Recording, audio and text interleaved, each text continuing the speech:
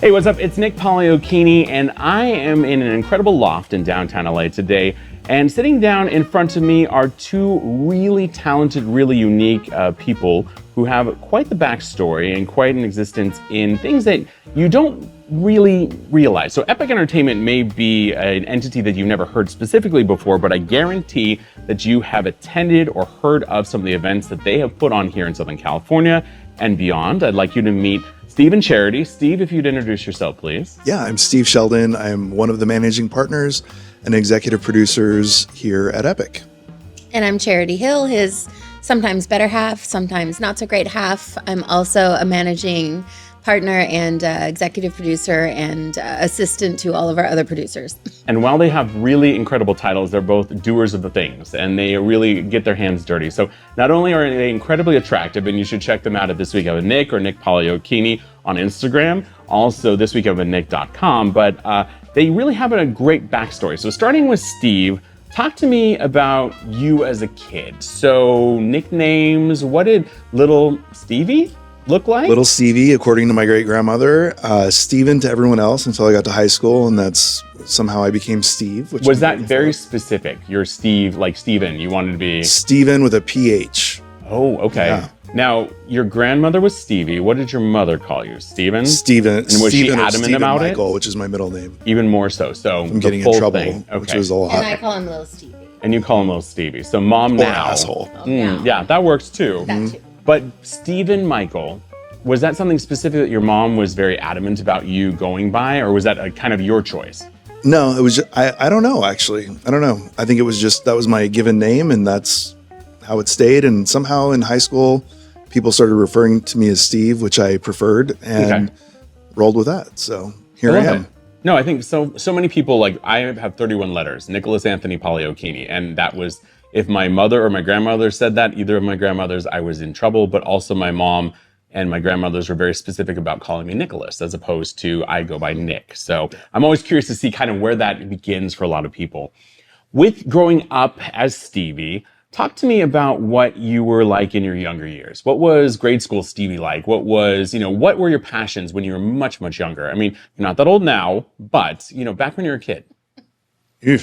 I was super introverted. I was super outgoing actually at first. And then we moved a couple of times. And I think in moving, I kind of lost my friend groups, and where I landed back, with like fifth grade-ish, I think I became super introverted because I didn't know a lot of people. And I was just kind of the nerdy kid, the nerdy, quiet kid. Born and raised in Southern California or? Central California. Central California. Yep. And with that nerdy introvertedness, did you kind of become your own best friend and, experience the world a little bit differently maybe? Yeah, I'm an only child, so I spent a lot of time alone. Okay. And so had to entertain myself and figure things out for myself a lot. And I wasn't a super popular kid in like elementary, junior high school.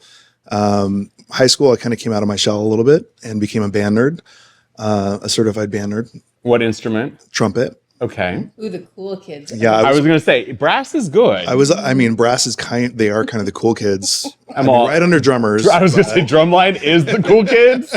Having played trumpet myself, yes. Yeah. We were the second best. We were secondary cool. Yeah. Exactly. Yeah. As you were growing up and as you were traveling around and kind of experiencing the change in friend groups, what did you observe people, kids your own age, because maybe you weren't connecting with them specifically being, quite introverted, but what was it like growing up? What were things that interested you outside of band eventually? What did you do for fun when you were hanging out like Stevie by yourself? I mean, I did a lot of imaginary friend things. I did just a lot of make-believe when I was younger, just kind of making shit up. And I was a teacher in my own mind and was pretending to teach my own class at some time. I was just making up things to do. It was before, video games, and it was before a lot of the things that our kids today have to keep them busy. So it was a lot of just making shit up. But it was really creative. And I think it sounds like you had a great outlet in that aspect. Yeah. Now, what did your parents think about that? What was their thought process of you as a child? What was it like growing up as an only child and being that quiet person and being, artistic and creative, but, not necessarily having siblings or anything like that. What was that like? I think my parents tried to keep me, they did keep me as busy as I could in different sports and after school activities and things like that. But they were both, working full time and really busy. And my dad went back to school when I was, I think, in fourth grade, went back to college full time. So they were super, super busy and kind of, burning the candle at both ends. So it was up to me to entertain myself a little bit. What industries or what did they do for a living? My mom was like an office manager. Okay. And my dad went back to school to become a teacher. Oh, wow. Okay. Yeah. Interesting. So did that ever play into you teaching at home for you? Yeah, Like having that observation? I think that was part of my, kind of emulating? Yeah. Okay. We had a lot of family and family friends who were teachers. So, yeah. So it was something that you grew up with. Yeah. Is it something even to this day that you find passion in, being a mentor and, being able to kind of impart wisdom and teach to a certain extent? I think I try. It doesn't matter if you're great at it. He is. He's actually really good at I was going to say, no, it's more you, because I think the thing that I've learned in my 42 years on this planet is there are things that we are really good at and we don't toot our own horn enough. And we're told from a young age that we shouldn't be proud and be prideful. And there's a handful of times that if you're a good mentor and you're a good teacher, you really should lean into it because it really is something. And so patting yourself on the back and the self-satisfaction of a job well done is not a bad thing. Going into high school, when you became the epic band nerd and Mr. Popularity of the brass instruments, what was your thought process at that point? So you're still a kid, but you're becoming an adult. What did you think the future might be like for you? Did you want to go into college? Did you go into college? What did the future look like for you as a teen? Yeah, my mom was an office manager for a chiropractor. And so she worked for him for, I don't know for how many years, but I would work during the summers and on breaks and things like that in their office. And so I became really interested in chiropractic work. And that was my goal, was to become a chiropractor. So that's what I went to school for. That's what I went to college for. I went to USC here in LA. Charity and I were actually there at the same time and didn't know it. Because he was a band nerd. But I was Even a at band nerd USC? in college. Okay. I didn't do band in college. But that was my goal, was to become a chiropractor. And I ended up having a severe nerve injury in my arm in my junior year of college that derailed my career aspirations. And I was basically told by a doctor to find a new career because you're not going to be able to use your arm. So that's what I did. I focused on marketing and business and journalism. I took a whole bunch of classes that had nothing to do with my major because I couldn't change my major at that point. It was too late to graduate on time. So I just loaded up on, instead of having, a senior year that was chill, I was in as many classes as I could sign up for and graduated and just I actually went into entertainment, into radio in my junior year.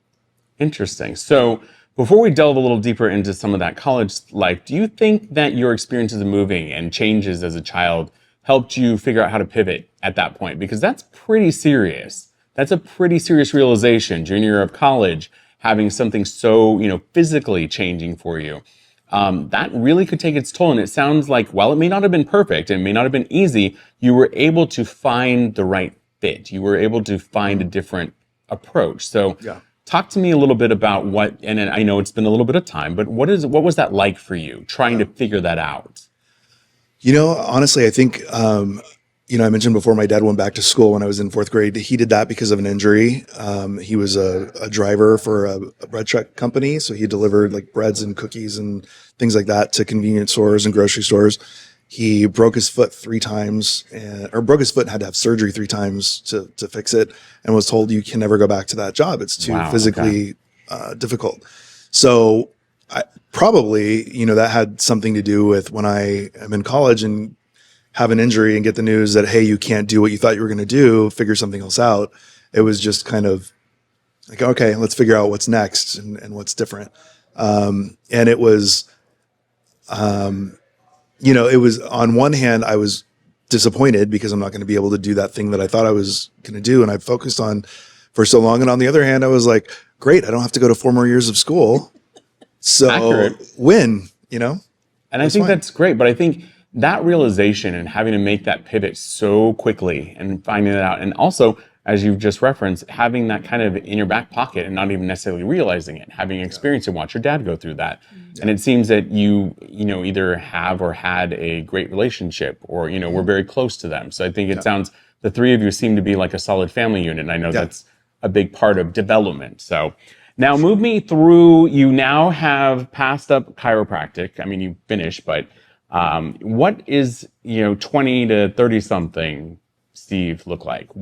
Where did you go with that, with all that stuff? Which is fine, because I mean, What a mess. You well, no. his driver's license because his photo is from 21. Wow, that's impressive that you're able to Somewhere pull around it over. But no, I think that's a big part of it. Is we all discover ourselves in a different way, and it sounds like your background took you in an interesting path in an earlier point in life, which a lot of times people don't think about necessarily.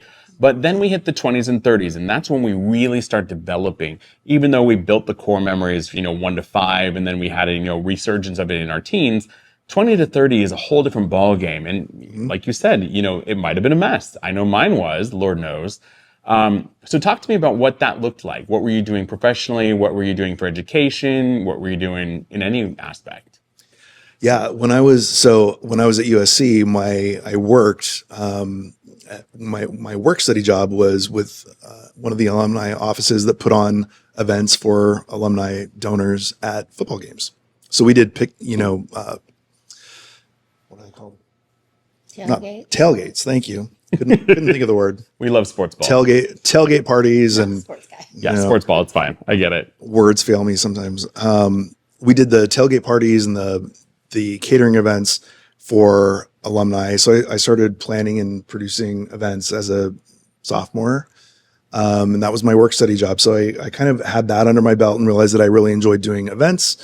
In my junior year, started working at ABC Radio here in LA and was a call screener at first, became a producer, and was there for 8.5 years total. I ended up working into the marketing department there and producing events as part of the marketing team. And I realized that I had a passion for events. I really enjoyed producing and being involved in all the details, pulling them off, seeing people enjoy and do the things that you had imagined in your mind, and making those happen. So that's kind of just where I went. On a personal level, I was trying to figure myself out and figure out my coming out journey, which took a really long time. I didn't come out until I was in my 30s, or early 30s. So all of that was part of my journey and part of my 20s. That's great though. But I mean, like, that's a lot. That's a lot of heavy lifting, mentally, emotionally, and physically. And it also, I think, is a great time for you to take a break and pass the mic off to your cohort in crime.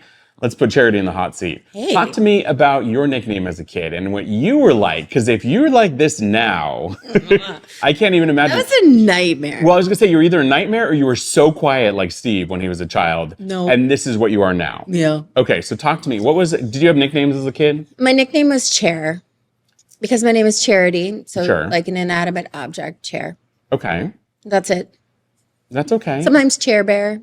Oh, cute. Okay. I love it. My best friend Did you called like me Chair them? Bear. Did you like the nicknames, or was it just... Chair is still my nickname, and I think Okay. because no one ever knows a Charity, and so they don't know what that nickname should be, and neither did I. So I just answer to all of it most of the time. Sometimes bitch, like whatever. Now, I obviously hope you were not answering to bitch when you were a child, but... No. But... That's my adult name. Yeah, I was like, that's now. We'll get to that in part 2. But right now, talk to me about you as a young person. Talk to me about Charity as a kid. Born and raised in Southern California, or what's your background? I was born at Travis Air Force Base in San Francisco, in Fairfield, actually, outside of San Francisco. I obviously don't remember that. But my mom was a military person. She was a ditty bopper, a spy. Born and raised in Minnesota, and that's where she moved back to, and that's where I was raised. And I met my stepdad and stepsister when I was 2, and that's when they met. And I grew up in a really small rural town in Minnesota where there were no people of color really. Okay. And my mom is blonde, blue eyes, Irish Catholic, and I come from a huge Irish Catholic family. And all of my Minnesota family just thought I was really tan because I was born in California. What is that like for you? Like, I mean, I can talk to Charity now. Yeah. But thinking back to that when you were a kid, what was that like? Now, well, just to give you a little bit of background, my husband Brian is from Minnesota. He grew up in Silver Bay, up on the north shore of Lake Superior. Yeah, that's really far north. Very, very rural, Yeah. but a very different experience of what you're describing. Yeah. Even though you say, it was a different world at that point in time, and you found yourself to be incredibly tan. Yeah. As opposed to most people. So what was that like? Because I didn't know. That I was going to say, I'm guessing you probably didn't know at that time. I didn't know I was different. And I mean, I knew I was different because I'm just me and loud and obnoxious and big personality. And that often is different. But I didn't know I was different color-wise. I just thought I had a unique story because I didn't know my biological dad at the time. I do now. And my mom was really unique as well. She traveled the world before she was 21 when she had me, came back home to make sure that I was cared for should anything happen to her. So I was surrounded by a huge Irish Catholic family. And I didn't know that I didn't look like them.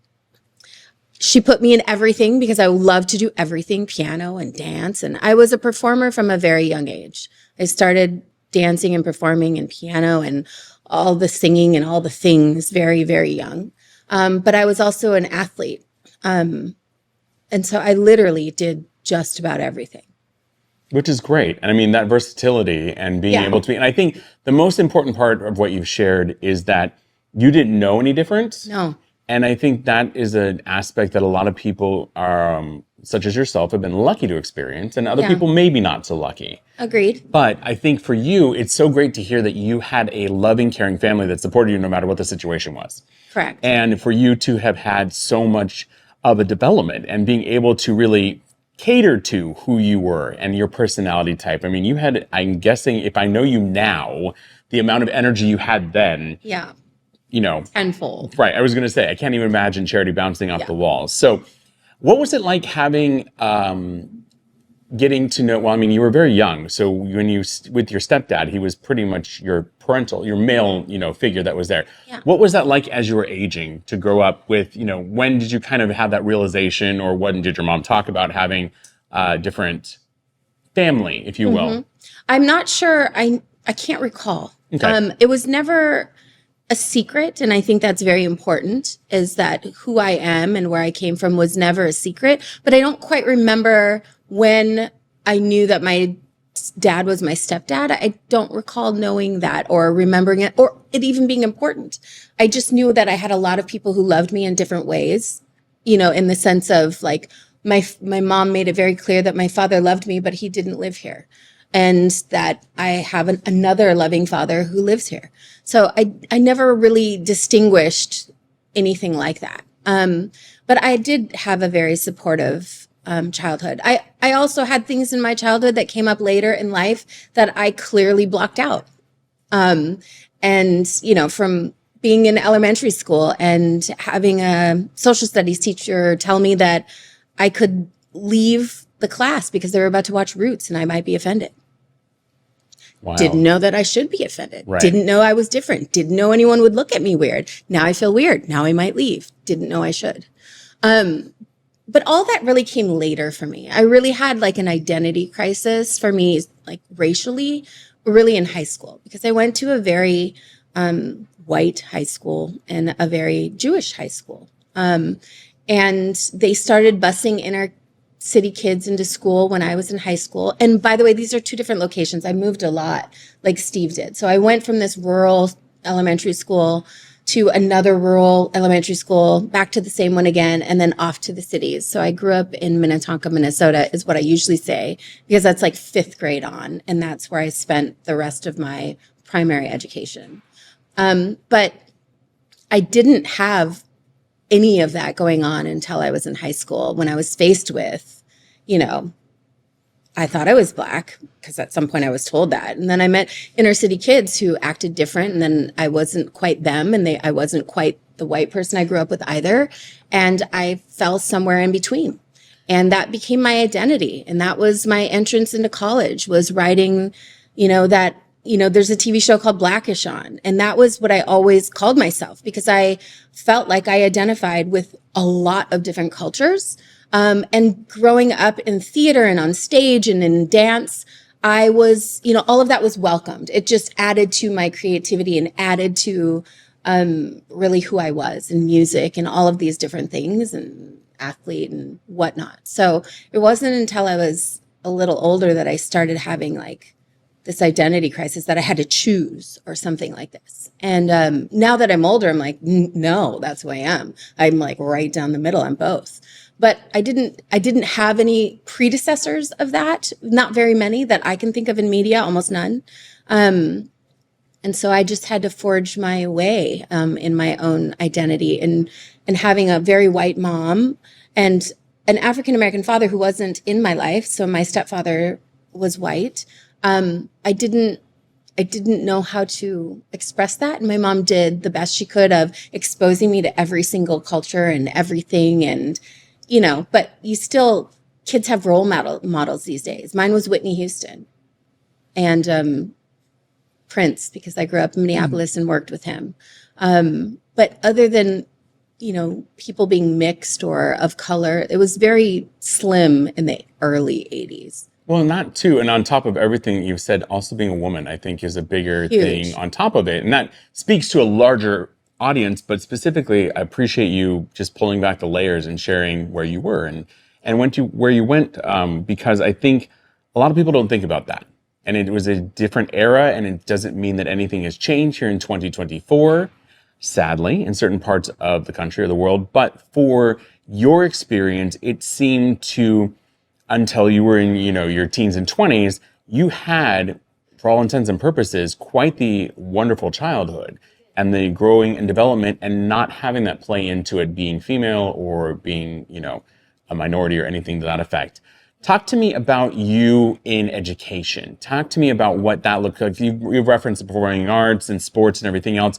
What was school like for you outside of, these things that we've kind of discovered so far? What was it, the education part of it? And what was maybe, what did you look to the future thinking what you might be doing or might want to do? Yeah.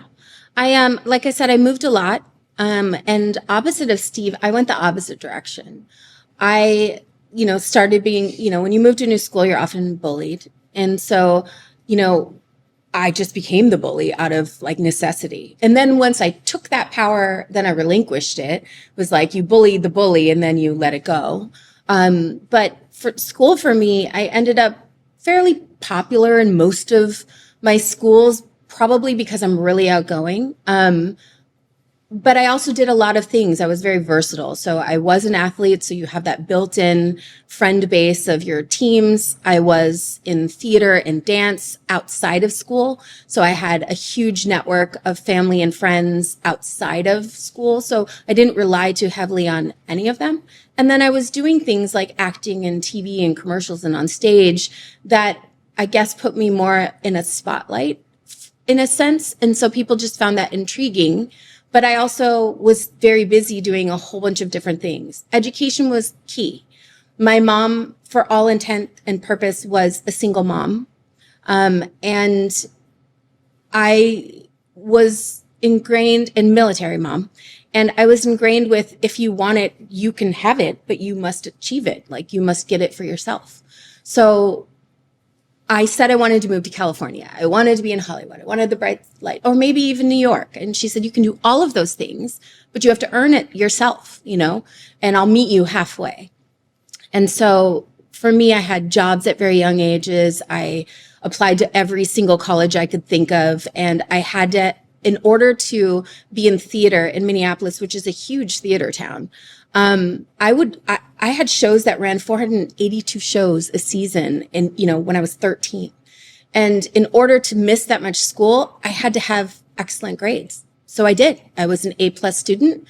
I never got questioned on my absence because I could keep up my grades. And that was the deal my mom made with me. You can do anything you want as long as your grades are excellent. And I did. I set my own, she made me set my own curfews, and I abided by them, or I had to call her like a boss and tell her why.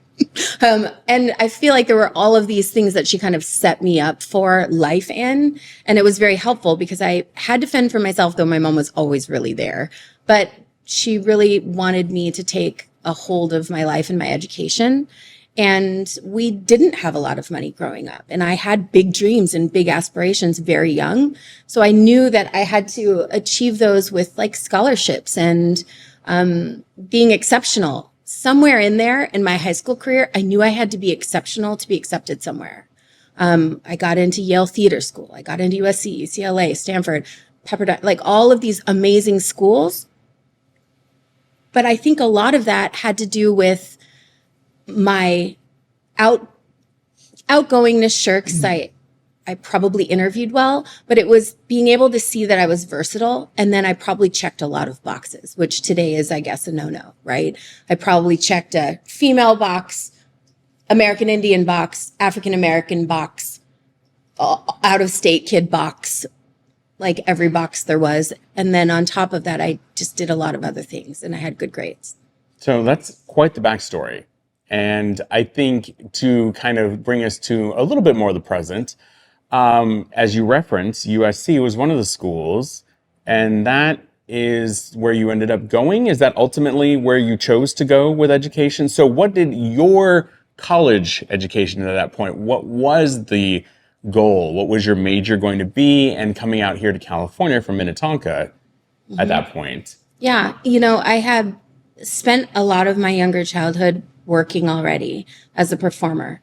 And I knew I wanted to go to New York or LA. And LA was definitely where I really wanted to go because I grew up in theater and I really wanted to test my skills at like TV and film and things like that. So I applied for every school in California, and then I applied for Yale Theater School because a mentor of mine in theater came from there, gave me a great recommendation. And she was this glorious thespian. And I worked with a lot of amazing people before I was even age, 16, from Prince to just millions of amazing people. Because Minneapolis is a entertainment town. So going to USC, which I chose at the very last minute, I had housing at UCLA. And then I got in late to USC. And I accepted it immediately, and it was probably proximity. It was the theater program. It was like all these things that were checking boxes for me. And then I got to USC, and back then, because I'm old, they didn't allow you to work outside the theater school. But I already had an agent. I was already working. And when I started booking TV shows, they were like, no. And I was like, no. So I changed my major to business. Best thing I could have ever done. And I was like a USC song girl because I still was a dancer and a performer, and I was in a sorority, and I was the social chair. And that's where I got my feet wet with entertainment events. I was one of the founding members of USC Spectrum, which booked all of the live entertainment and talent on campus for public consumption. So it was really great. I was rubbing elbows with like Young Van Zant and like, Ice-T and like just random amazing artists. And that's when I was like, I think I found something I really love. And when I was sitting on the side on commercial sets or TV sets, I always had this other brain. So if I was on a set, I was working on a side business. And if I was working on a side business, I was going on auditions. And I finally found something that kind of checked both boxes. I could see all of a sudden I had this skill set of producing, but from the perspective of an audience member and a cast member. And that's really when it started to come full circle for me. I worked for producers in Hollywood. I still worked on TV well into my 30s and film. And then I fell into event planning and producing and working for a huge event florist who did cute, like Super Bowl, big shows and things like that. And I started kind of honing those skills. And then I started a production company on my own. Then I came over to the Queen Mary and met Steve, and we produced, 400 events a year at the Queen Mary for a half a decade. And I think where somewhere in there is where I got that immersive theater meets live event and attraction meets I can create this really experiential thing from a voyeuristic perspective of both the performer and the audience member. And I guess the rest is history.